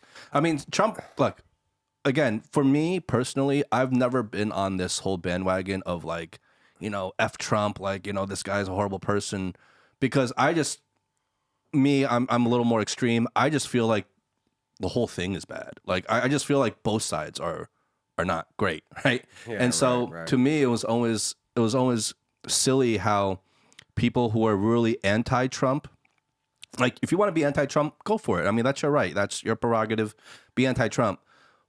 But by default, because they hated Trump so much, they put the other side up on a pedestal and was like, oh, that's a godsend. That's the answer. Right, I'm like, well, no, right. that's not the answer either. It doesn't seem like, you know, it's kind of this like lesser of two evils approach. And if they're not Trump, then they must be good, right? And so that, to me, that narrative or that framing was always kind of silly for me. I think we got to look at Trump through a China lens. That's what we know here. And I mean, you have to think that Trump does increase political instability. Like this country is all about stability, right? Which means we don't want the regime to change violently or chaotically. We want there to be continuity in the way things works. I mean, certainly Trump increases political instability in America in any manner of ways. So that way, I don't think we should be happy. That's separate from like trade. I just talked about trade, and like you can like his foreign policy, but still really think it's dangerous the way he politicizes the bureaucracy and the Justice Department and going after his enemies. There's a whole host of issues. In other words, right? No, for sure, that's fair. But do you feel that, like, let me play devil's advocate here? Do you feel that Trump has shown a more willingness to actually engage with countries that are not their allies? You know, like let's say in his last term, you know, he engaged with North Korea, right? That historic visit, I think it was in Singapore. Yeah, right. And they talked. Like, I mean, do these examples maybe is there like a slimmer of light there where, like as you know, because he is kind of like more of a rogue figure, so he will go and break maybe traditional norms and be more engaging and be more willing to at least open dialogue with enemy states, for example. Yeah, I mean, I have to say I have an adverse reaction to his kind of playing cowboy with, you know, the Kim Jong-ils and Putins of the world. You think it's reckless? I think it is reckless, and I think also, you know, part of it is you do have to consider the opinions of the rest of the Western world and your security partners as well when you do those kinds of things. Yeah. I mean, he just doesn't like. So the thing is that he doesn't care about democracy or I mean, he actually prefers autocrats and strongmen, right? It's a very worrying thing, I think, when the leader of a democracy says that. I mean, the extreme left will say this is maybe the last, you know, he's going to become, I don't know, a fascist. I mean, he's going to like end democracy. I mean, I think it's very unlikely, okay? But he's more likely than other people, right? Because he doesn't actually like democracy too much. He doesn't like that process. He'd rather be a strongman. What's troubling for me in this is that this kind of, I don't know, cowboy approach might work on a playground. Yeah, right. But it's very complicated. You're talking about, you know, the most sophisticated or the most powerful leaders in the world, right? And if you look at his businesses, it wasn't like he was the most successful businessman. Yeah. Right? So if he couldn't even compete, and I mean, and of course, these are very difficult things. Like just to run a small, medium business where you can feed yourself is hard. Yeah, as you know. But you're talking about like 1,000 levels up. Like you're talking about the NBA. You're talking about the Olympics, right? You're talking about the top of the heap. And so this rhetoric. I mean, is he that much more sophisticated? Like, is he really a genius where he can actually out-negotiate these people? I mean, that's just such a false simplification. I mean, that narrative, maybe there are people that are, you know, I mean, that would believe that. Not But everything's it's kind of a joke to me. Not everything's honestly. New York real estate in the 80s. And so we have, there are literally thousands of people who have contributed to his briefing books and the knowledge of a bureaucracy that would help him in his discussions. And he doesn't read this stuff, right? So I find it very worrying. I mean, is he the smartest person that's ever lived in mankind? I mean, of course not. But, and I agree with what you're saying, but what we can say that about any of the other options. If Biden ran and was to have won, would he be able to do that? But no. Would Kamala be able to do it? I don't think so either. But they rely on like, I think there's a humility They and respect curiosity. Yeah, They right, respect maybe. expertise, basically, Yeah, is what maybe. we're saying. Yeah. So, Yeah, and if- maybe it's us, because I mean, I think all of us are experts in the big scheme, and maybe it's our own interest to say experts are important, right? Who knows? No. But I think expertise. I think is expertise important. is super Especially on important. foreign policy. But like I said, I'm not saying I'm so anti-Trump. I am anti-Trump, but what I'm saying is that like you can divide this issue from many others. So I just express a position on immigration that with people on the right. I don't think. I think it really matters if you're a citizen or not. And if you're not a citizen of America, we don't owe you very much. I honestly think that, okay? And so he can't deport that many, but that's a separate issue to me. Now, if it's trade policy, I think it's bad for the American economy, bad for the world. That's a separate, I don't see as much of a moral issue there. Now, I also talked about American alliances. That weakens America vis-a-vis China, and that's why China should be happy. Then there's another issue about weakening the United States as a regime and increasing the chances of regime change in America. He does that. So this is speaking to China's anxiety. And I think, like, I mean, what I hear you saying is, like, I mean, you're not anti-Trump per se. You're anti many of his policies because we all at this point want and need him to succeed, right? Regardless of what we think of him as a human being or a person or the morality or whatever it is, I don't want to see him fail. I hope he makes decisions, like, regardless of the decisions, I hope he makes good decisions. I don't know what you mean by anti-Trump. I mean, I'm not. I certainly think he's the worst thing to have happened in the United States in my lifetime. So I think that makes me anti-Trump. I don't think I'm like reflexively like I hate every policy of his. Yeah. But I am certainly anti-Trump, and it's the most depressing thing that's happened in my life since 2016. Honestly, that he's had this power worries me greatly. Yeah, but and at the same time, yeah. if he were to deploy and like policies that actually work, then okay, good. Well, I definitely want him to succeed on the U.S. economy, on U.S. China, on coming to some kind of peace in Europe. You're absolutely right. I don't want him to succeed though in his policies of trying to eliminate the deep state, what he calls a deep state, and politicizing the U.S. Department of Justice, going after his enemies domestically. I don't want him to succeed at that. But how do you resolve your position on him with the fact that he has a lot of support now in America that's how you won the election, right? It's like a landslide victory. Like, clearly there's a lot of support there. Not a landslide. Yeah, I think as minorities, Asians, Americans, I think we have a voice in this debate. So all I know is I'm from South Carolina and I'm an Asian American, and I don't think my neighbors are racist, but they're called racist by the Democrats and they hate it. They've been called racist for 30 years. They're going to think these Democrats are out of touch and they're going to go for the Republicans. Yeah. And I think it's actually that simple, that they're called deplorables and racists and bad people, and they don't like that because they're actually not. Yeah. Well, it's right? That's a the whole really dynamic, stupid strategy by the Democrats. I mean, just the entire approach to be kind of so disconnected with the pulse of the people. But I've known plenty of American intellectuals or kind of elite people. They say, well, I just fly. I mean, they're actually proud of the fact they don't know anything besides the two coasts. That's nothing to be proud of, actually, and it really pisses people off over 30 years. Could Kamala have won with so if you think about, I've heard sort of different ways to look at this, but because she was brought in at the last minute, I imagine it was a little bit of a puppet master and people behind the scenes, and I mean, if you only have like 2 or 3 months, how do you have the confidence, one, to actually communicate with the people in America, but two, to the people that actually put you in the position to be able to do this? And she couldn't really talk back to her.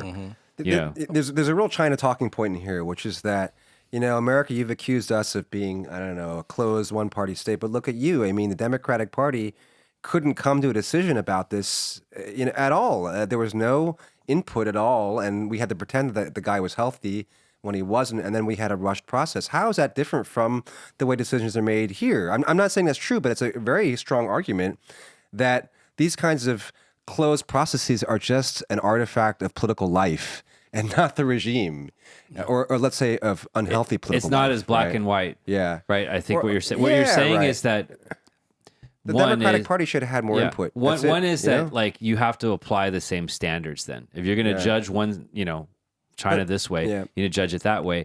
And then it's a little bit more gray now, right? I mean, clearly it's not the same as here, but then it's not as sort of black and white as people would It's not as polar opposite as we would have. Exactly. Yeah, There's more it's just- similarities because the Than we way would've thought the way it would it's be. framed is that you have two different types of regimes, right, and they're Like opposite ends of the and it's spectrum. good and evil, Right. Absolutely. And the reality is that they're not as They're like closer in the spectrum. they're than we would closer. think. They're closer. Exactly. That's what it is. And they're closer than. And so one is that then we over vilify the other side, whether it's Republican, Democrat, China, U.S. We over vilify, and then we discount that there are things that we actually have in common, and then that ultimately, in any kind of human relationship, becomes the friction point, and then sometimes the breaking point. Whether it's a Yeah. marriage, whether it's like in a company, etc.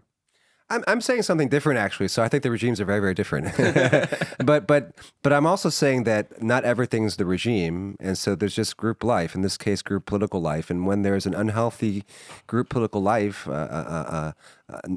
you have decisions that are not good, that don't get enough popular input. And so we've had the anointing of Hillary Clinton at some point, and then we had this anointing of Biden. This is not a healthy process for them. I mean, we say the Republican Party is broken. Well, the Democratic Party is also broken that way. Well, you right? can make the argument, and a very good argument, in my opinion, is that the Democratic Party is way more broken than the Republican Party, judging just by the results. I mean, like the Republicans won, and the Democrats lost. But I think that's a process versus like sort of like content thing, right? Which is that what you're saying is that the Democrats' process is more broken than the Republicans, but the actual outcome of their policies, that's arguable. Sure. Like, I mean, we were trying to put in people in the cabinet that are like, right? It's like, Well- who can we find that has first no experience in this particular area of expertise, and then two, who actually has really like strange and crackpot theories about that particular thing? But it also just seems like there's like a big level of incompetence there, because there's like this disconnect, right? So on one hand, you had the Democratic Party like religiously saying, oh, if Trump wins, it's like the end of democracy. Again, going back to this hyperbole thing, right? It's the end of democracy. He's the new Hitler, like the end of the world kind of scenario, right? And they're painting this like really doom scenario if Trump wins. So on one hand, they're saying that. On the other hand, But the they're not Republicans coming were up with a doing- good strategy to win. the So it's like, Republicans what were are doing you- the same thing to If the the stakes were Democrats. that high, wouldn't you be more competent with your strategy and have a better winning strategy? Like, Yeah, they have a broken process because I think they thought the stakes were that high. Let me bring it back to China now. So let me say some pretty extreme things as I'm wont to do. Okay, but I think America's lost the mandate of heaven. Okay, something like this. What does that mean? The gods smiled on America for a very long time, and they don't now. And not just that, but I'm not sure that I think the most worrying thing, and you may disagree, but I think the most worrying thing about Trump's election is it shows that people don't care that someone who tried to overthrow the democratic process is now reelected. I mean, the world's laughing at America for this reason. I don't think it can be taken seriously as let's put it this way. I'm not sure that the American people are considered by the world to be qualified to hold a viable democracy because they've elected this man president. I think going towards also what you just mentioned, Frank, in terms of like losing the mandate of heaven, or like at least losing on to some level some credibility maybe on the international stage. It's expounded with the fact that like American elites, politicians also have this habit of wanting to lecture other countries too, even their allies, right? Of course, yeah. And so the more you do that nowadays, it's like even seen as even more ridiculous. So that also weakens America. So I just said Trump weakens America vis-a-vis China. So America has much less room to be lecturing if the electorate doesn't even take democracy seriously in this view, right? Yeah. I think that's among the most worrying things. So you have to think the founders are turning their graves right now because Trump is so unprecedented. I hate to sound like a Democratic talking point, but really, I mean, you go to Richard Nixon. The guy was, he broke some laws. He definitely had a lot of, devious aspects. He did politicize the Department of Justice, didn't he? Right. So, but he was ultimately a patriot, and you read his texts, and he actually didn't, he had bad instincts, and hated himself in he did bad things, but he ultimately was on the side of the United States and democracy. Trump was so far outside that mainstream, it's incredible. I mean, the founders thought that, they wanted us to elect a head of state. A head of state should embody some of the virtues of the people. But also, to be qualified to choose your leaders, you have to yourself have a degree of virtue and understanding of what this democracy is. So, I'm putting this in Confucian terms in some ways, right? So Confucius would say that, the leader has virtue and it bends the people to him like winds bending the leaves. That's the metaphor, right? But, our system is somewhat different, right? In other words, the people have virtue and they're going to bend the government to their ways, right? The people are the ones with the virtue. So the Frank, I leaves have the virtue. two questions then. And- One yeah, is I'm then, still a bender. in your opinion, is Trump the least virtuous leader in the history, or one of the least virtuous people in the history of the world? And then two, if so, then how come 50x percentage of the people were still able to overlook that?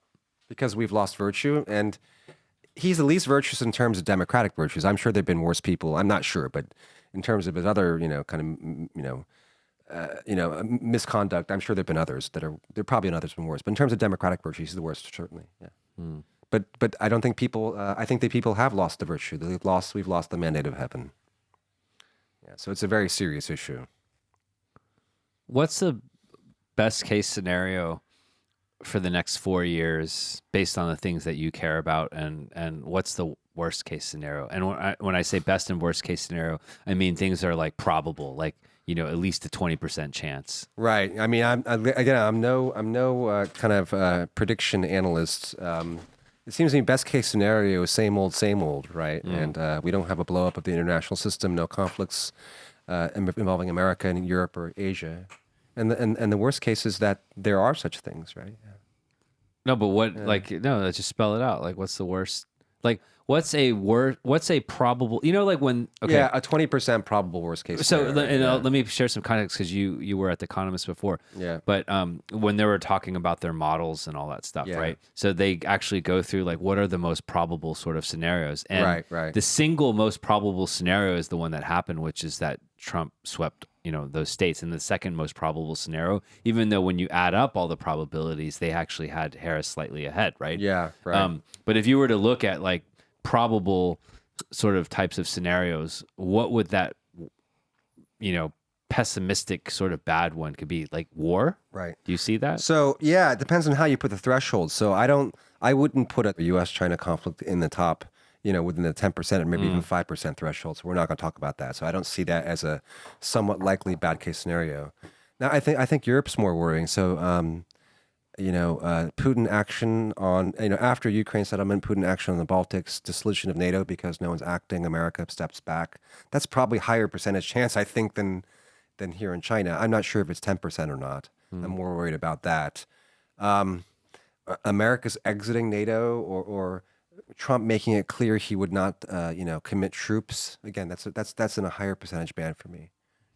But isn't to me, the I don't know, the magic bullet or like the genius of the American system is the term limits. Mm-hmm. And so it's just kind of like, no matter what, you can't really fuck shit up that Only bad. because he's can so you? old. Don't you think he'd want to stay on even if he could? I think he would. But I don't think that anyone credibly would believe that the chances of us not holding an election with two new people the next 4 years is any different, right? Only because he's too old. I actually think otherwise. He's broken so many norms. I think if he were younger, he could pull it off. I think he's pulled so many things off we didn't think he'd pull off. Right? He's a genius in that way.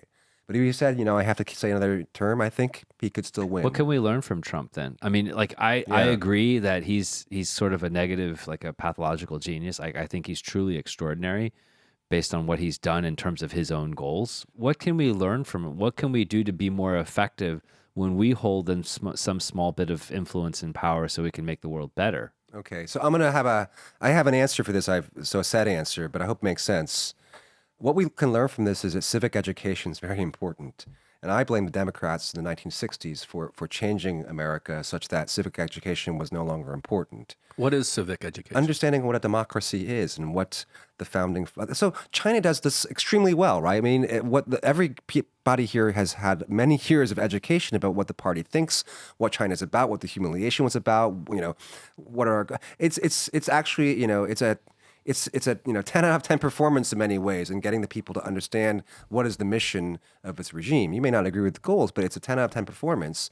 America used to do pretty well. I mean, over its hundreds of years of history, in people understanding this was a project and a mission. And we are the last best hope on earth. We're shining a light on the future. All this kind of thing, the new order, all this kind of thing, and we don't do that anymore. So why is that? I do blame the left in the '60s for thinking of America in a different way and thinking of it less of a civic nation, but more of a melting pot of different ethnicities and different political positions. So I'm very much on the right, I have to say, in that way. If we'd had more of that 50 styles education, despite some of its problems, I think we'd be a more stable society. We'd never have elected Trump because we'd understand what a democracy entails. And you'd be more unified. Yes, we'd be. So, I mean, another China perspective is I think unity and cohesion is really important, even at the cost of some things.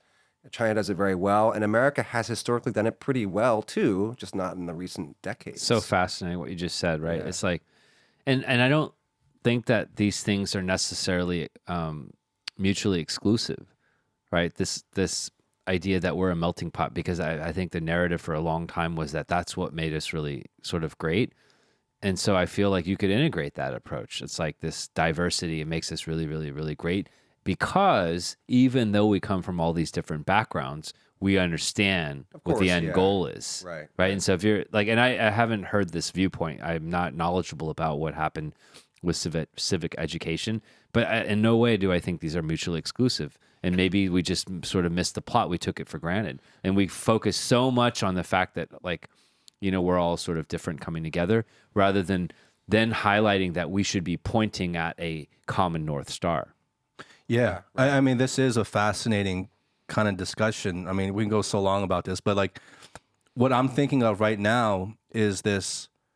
I split it up in kind of like two things. One is like getting the buy-in and unity of the people within the country, the citizens, right? And then in terms of like, this is the greatest place. We are the shining light on top of the hill, and getting the belief and buy-in and unity through that. But then what I think America did so well was they got pretty much the rest of the world to also believe that.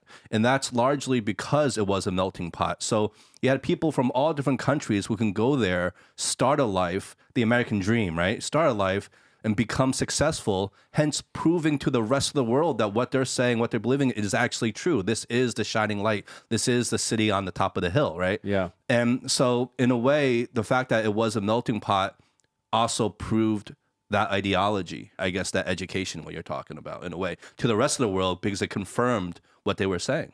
So I want to clarify what I said about, what's the problem with America? And I just blame the left, right? And I'd earlier said something like, I think the left shouldn't be calling people racist in South Carolina, where I'm from, and that's the whole root of the problem. So let me just be very careful the way I speak, okay? I don't think the left had a, concrete program to change, middle school textbooks through all 50 states. It's very hard to do that. But through the greater cultural shift through the 60s, prioritizing the individual and especially our ethnic identities and other identities, it makes our country less one people and more a bunch of fiefdoms, more of a salad, right, instead of a melting pot. And that's a lot of what the Republicans don't like. They still think we're one people, and I think we actually largely are, given how the Hispanics are going for Trump and this kind of thing, and many Asian Americans too. So that's my critique of the left. It's much kind of more. It's maybe deeper, but also less like direct cause and effect, more about what they did in the culture, not just in America, but throughout the West. So I don't think that was a good development. Well, I want to wrap it up with this thought and question to you, and to come back full circle, also considering your identity as a Chinese American. Yeah. What culture do you feel, or what society do you feel more comfortable in? Like, if you were to move back to the States, given that it's very low context there, and also considering, again, your identity versus China, which is very high context, given everything and the landscape of everything that's happening politically, culturally, blah, blah, blah, like, where do you feel more comfortable as just a human being, just as an individual, just as Frank Tsai? Yeah, I still feel more comfortable here, not just because it's China, but also because it's an international community. I mean, I love America. Majority of my friends are Americans, but I think that more extroverted, low context culture is not as much mine. So just another little anecdote. So yesterday I was teaching these French business students, and there's all this kind of like classic research on low context, high context, but also agreeable, disagreeable. So the French are extremely disagreeable, and Americans are kind of toward the more agreeable end, and China's more agreeable, and Japan's super agreeable. So I'm just a more disagreeable person, and I think in that way I get along in that way more with French than Americans, for example, right? So I can be misconstrued as a bad person because I seem disagreeable, right? And that's not exactly. But China my is place. what? Agreeable, and then you're disagreeable. So like you like to be sort of the, I don't know, right? Like you can sort of be yourself a little bit. Right. No. So in that sense, yeah. But maybe I'm still in an expat community here, right? So it's not like I'm, if I was working in a Chinese company, yeah, I'd be way too disagreeable for that organization for sure. Or I was only dealing with Chinese people all the time. So you get the best of both worlds, right? Because it is very international. It is like a developing place. It attracts like people with different types of energy. So you can kind of get like the best of both worlds. Yeah. But this goes back to the exit plan there's so many threads we didn't cover, but there is a non-zero risk of a serious, thing happening where we have to leave, right? So we should all have one. But also, I mean, we're not getting any younger. Part of me thinks that, well, if I plan to be in America, for my retirement or something, I should probably get started. And maybe that applies to you guys too. Like, if that's the rest of your life, what's to stop? But why shouldn't we just start it now? Because it's going to happen anyway, right? So is that something you think about now that's weighing more and more on your mind? Is like, maybe I should go back? Yeah, it's less that it's less that I want to go back because I think I don't, but kind of the age thing weighs on me, right? So What about your family? You have family. Where are they based? yeah, they're in South Carolina. They're very old. Actually, that does weigh on me. I have to see them quite often now because they're very old. What city? Somerville, South Carolina. Somerville. It's a suburb of Charleston. Oh, Charleston. What a wonderful place. Right. Yeah. So I think it's something we could all think about. Yeah. All right, Frank. Man, I do love talking to you. With you, it's almost like we almost can't help ourselves but get political, but that's because I appreciate your perspective so much and your willingness to share. Thank you. And I love what you do with China Crossroads as well. I hope it keeps going on for a really long time. And like you mentioned before, I think given the trends that are happening, an event like yours is ever so much more important to sustain and keep going. Well, thank you very much. If people want to get in touch with you, what would be the best way? The best way is to add my WeChat, and I guess you're not going to show that, or write my email to me. I could in the show notes, in the details, if you want it there. Yeah, sure. Let's do that then. Yeah. Okay. Awesome. Yeah. All right, Frank. Cheers, man. Cheers. All right, that was Frank. I'm Justin. I'm Eric. Be good. Be well. Peace. Peace.